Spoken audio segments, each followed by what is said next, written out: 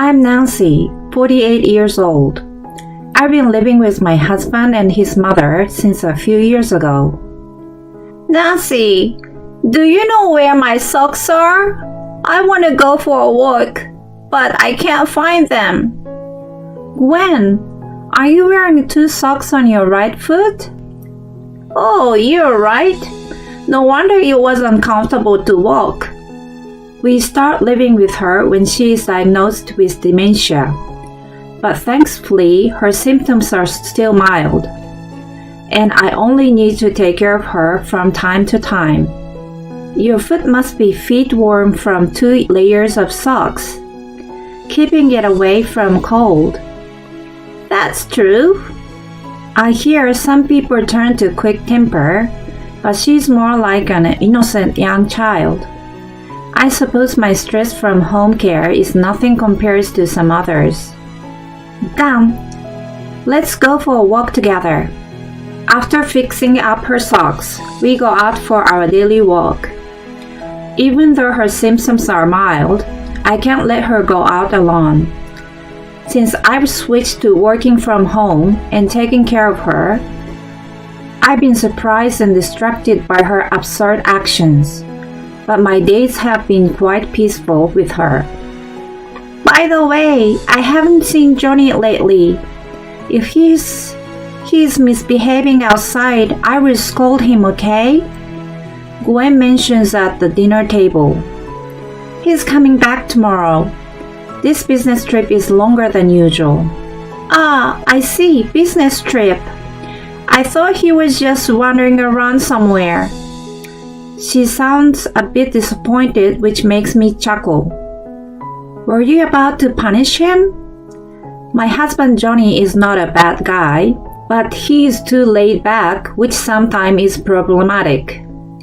He easily gets lost in time with work or hobbies, and he is irresponsible with money as well. I have to give him his allowance bit by bit, otherwise he spends it all at once. It's been Gwen's role to scold him every time I'm troubled. She used to be a scientist. She has a striking way of grilling Johnny with her logic, and it's entertaining to watch him unable to counter. I suppose my relationship with my mother-in-law is much more harmonious compared to some others, hence we are able to live peacefully together. In spite of that, as Gwen mentions, Johnny has been absent from home more often. He says he's working harder as my income is reduced due to the change in my work style, but I have a mixed feelings. That's because our financial status hasn't been affected since we moved in with Gwen and there is no rent to pay. I would rather have him spend more time with his mother, so I want him to come home sooner than later. He has been coming back quite late and having more business trips in these 3 months. When he's finally back this time and I'm taking out his laundry from his suitcase, I found undershirts that I haven't seen before. Hey, where did you get these undershirts? What? He looks trivially surprised by my light-hearted question. They were in your suitcase. They didn't look like the ones I bought for you, so I was wondering. Oh yeah, I bought them. The ones you packed were old, weren't they? They were torn. Really? I packed everything new. Did you tear them? Are you sure? Maybe they were poorly made. Oh, I see. His suspicious behavior makes me skeptical. Patch, don't you think it's strange? I speak to Patch, the stray cat who has been adored by Gwen. He's now friendly with me too. Well, he only meows when I speak to him. I checked thoroughly afterward, and I smell a scent of perfume too. Is it an affair? When I rub Patch's fluffy stomach, he pats me back with his soft paw. Are you comforting me? In that case, let's investigate. Oh my God, Gwen, were you listening? If you have a doubt, act right away. Don't worry, he's careless, so he's incapable of hiding anything. There must be pieces of evidence left behind. She chuckled.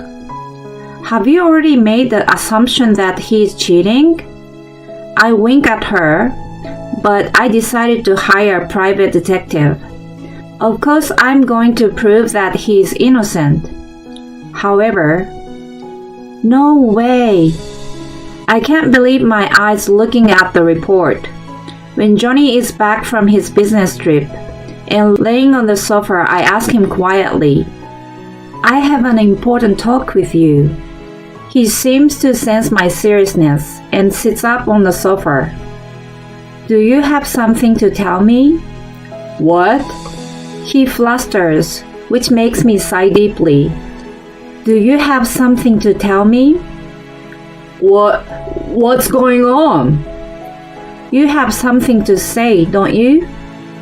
I look into his eyes just as Gwen does to him when she questions him. He looks down. I'm sorry, business trips are half lies. He keeps his head down and can't find words anymore. Who have you been seeing? Where have you been going? Well, honey, the more I question, whiter his face becomes, and his eyes shift all over the place. So you don't deny that you're going somewhere and seeing someone, right? well, His face is distorted from discomfort. I stare at him with heaviness in my chest. Do you spoil her child? what? How do you? He is now pale as a ghost. I asked you about your undershirts the other day, right? Afterward, I went through your suitcase and noticed a slight scent of perfume, so I had you follow. I showed him a picture of him, his girlfriend, and her child smiling. I had a fling out of my drunkenness 10 years ago. As soon as I found out she was married, I never contacted her. Once he takes a plunge, he starts pouring out the details. But a few months ago, she suddenly showed up and told me that she was divorced and raising a child alone. She was struggling with her life and wanted me to listen, so we went for a drink. While we were talking, we started having feelings again. But when she asked me to divorce you, I said no. I did dismiss her request. He glances up while he's telling me his excuses and keeps talking. But then, she said the child was mine. I denied that it was impossible. And then she asked me to do the DNA test. I was sure I wasn't the father, but I was. On top of it, the reason she was divorced was that her ex found out about it. My kid is really happy to find the real father. That I'm having a hard time leaving them, you know. He tells all that at once and then trails off. What do you plan to do from now on? Well, He flusters again, and I sighed heavily. If I didn't find out, you thought you could work it out, huh? I'm sure I would have discovered sooner or later. To begin with, I'm handling all the finance in this house. I've been wondering why your salary doesn't increase despite the late night and business trips. Then I found the undershirts and the scent. Don't you think it's crazier to not notice? Aside from that, if this girl is really your daughter, you need to settle things out for her future. Let's discuss this in a week. Think hard about it. However, just 5 days later, inconceivable things happen. Nancy! I run to Gwen, who is holding a manila envelope in her hand. Inside, there were divorce papers and a letter. I see that he's already signed the papers. The letter reads, Dear Nancy, I thought over and over and decided to leave you. I wanted to focus on my daughter and her future. I couldn't leave her and her mother while they struggle with money. I had never thought that I wanted a child, but I fell in love with my daughter. Please divorce me. I wish to spend my life with my new family. I have a responsibility as a father. Please look after my mom. You two get along well, so I feel comfortable leaving her with you. Take care, Johnny. You want to talk about it? Gwen put her hand softly on my back. I can't hold my tears and start bawling. I tell her everything and read the letter, and then she holds me tightly in her arms. I can't forgive my own son for what he's been doing. He needs to learn his lesson. Who does he think he is? I will support you in whatever you decide to do. I'm ready to hunt him down till the end. Don't be shy and tell me what you want to do with him. I'm astonished by her rage. It is incomparable to when she normally scolds Johnny. My mind starts to see the situation differently by watching her. Gwen, I was wrong. I told myself to think about the child and wanted to listen to what Johnny had to say. I looked at it from the third person's perspective, but that was crazy. I haven't told him how I feel at all, and he doesn't even show any concern towards me in the letter. He writes about me like a helper. I can't stand it. I'm going to retaliate against him. The bubbles of anger are coming out of me now. We get down to coming up with our strategy right away. I'm going to ruin you. And then his payday arrives. Gwen and I are eating dinner when we hear shuffling at the front door. He's here. Gwen giggles. We hear a knocking on the door. Who is it? I respond coldly and look out from the window. There is Johnny looking agitated on the porch and asking me to open the door. Oh, even though you've left your wife and your own mother behind, you want to come back after just a couple weeks? Gwen comically says and pops her head out beside me. No, I don't want to come back. Give me back my paycheck. He yells impatiently. But you have your own bank card and cut mine off. You took some out. Reason why he's in such distress is that Gwen and I have convinced his office to change the payable account. Let's take his salary. When Gwen first mentions it, I think it's impossible and her symptoms are worsening. But he cheerfully says with a smile, it's out of question to have his salary deposited into someone else's account. However, if it's another account of his, there's no problem. What? She makes a call to his office. Mr. C, it's been a long time. How have you been? I would like to ask you for a favor today. She has been a good friend of a CEO for a long time, and he also thinks the world of her. He willingly accepts her request after hearing the circumstances. Your paycheck is in your account for sure. I also have another account under your name. I forget to tell you though.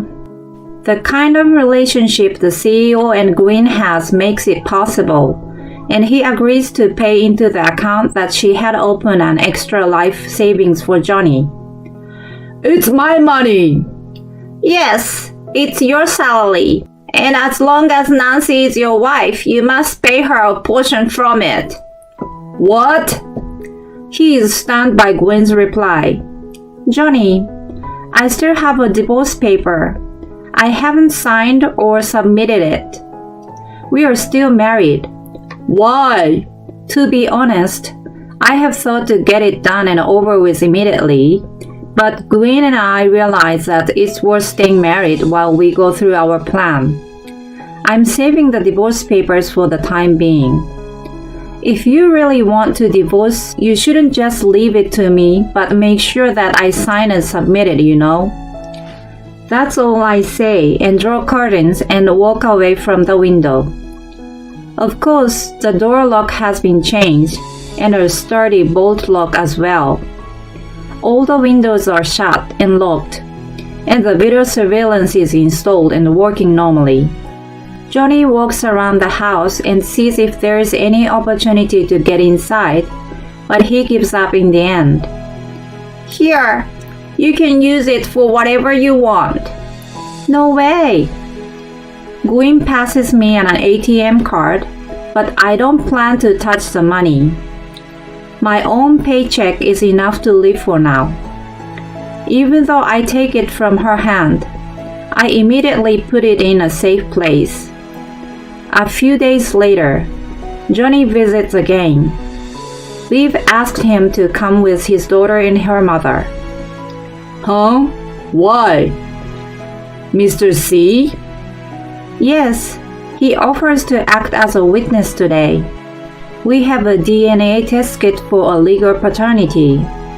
I smile broadly, to which Johnny returns an unpleasant look.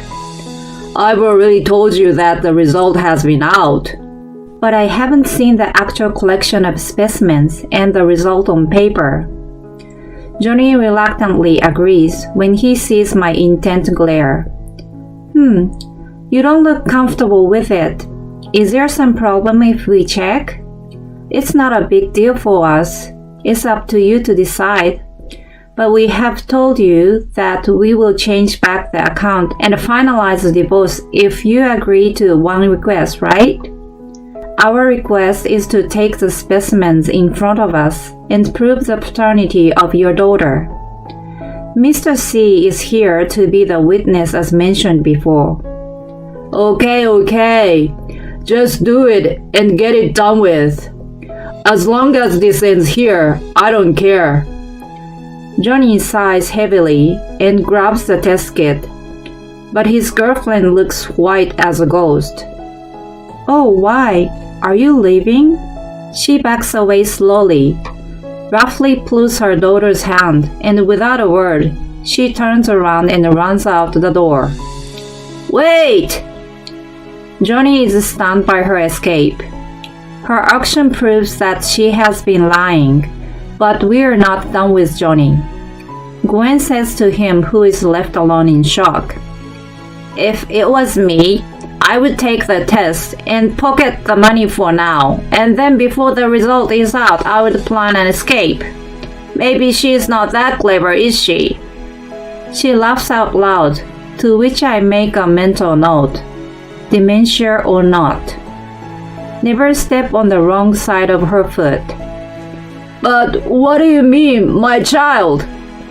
Did she really test your specimens? I waive the additional report from the investigation.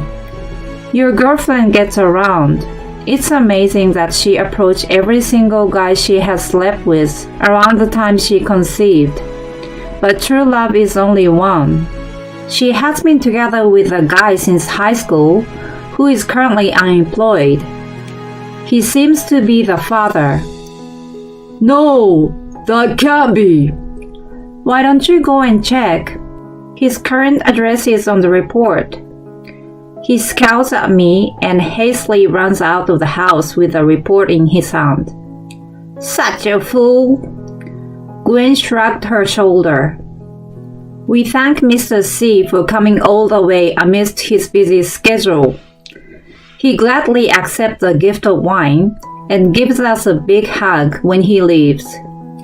We throw away the DNA test kit as it is useless now. Later on, Johnny comes back knocking on the door. We look at each other expectantly with wide smiles. I'm told she's not my daughter. On top of it, my saving is all gone. She keeps denying it even though I show her my bank statement. The porch light shone a disappointed Johnny like a spotlight in the dusk. Gwen and I watch him in despair and smile discreetly. And what do you want now? Gwen asked, holding her laughter. What do you mean? He mumbles like a little boy, but she doesn't hold back. This is a house of a wife and a mother you have left behind. You have left on your own will, so I can't let you come back just because you change your mind. Mom? Who are you calling that? We're like strangers as soon as you get divorced. Besides, I have a very precious daughter who is willing to look after me, even though I have troublesome dementia. I doubt that there is a son who can abandon his sick mother anyway.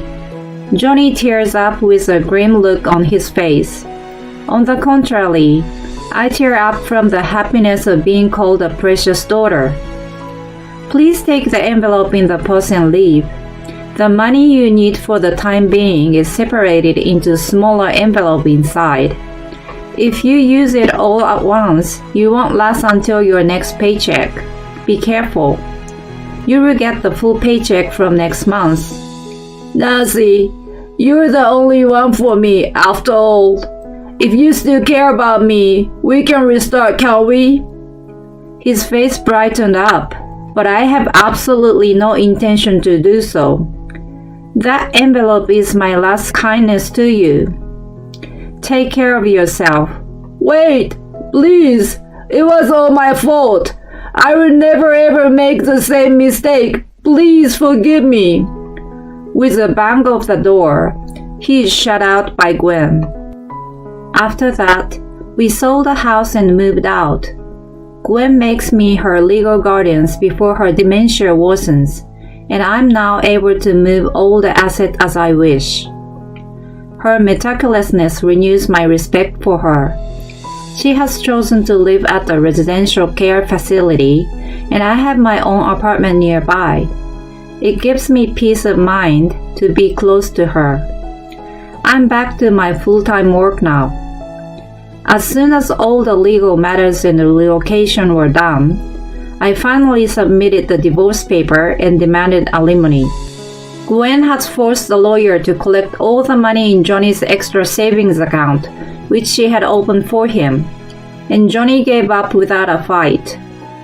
I'm a bit sad about losing the status of her daughter-in-law, but Gwen and I will continue having a great friendship.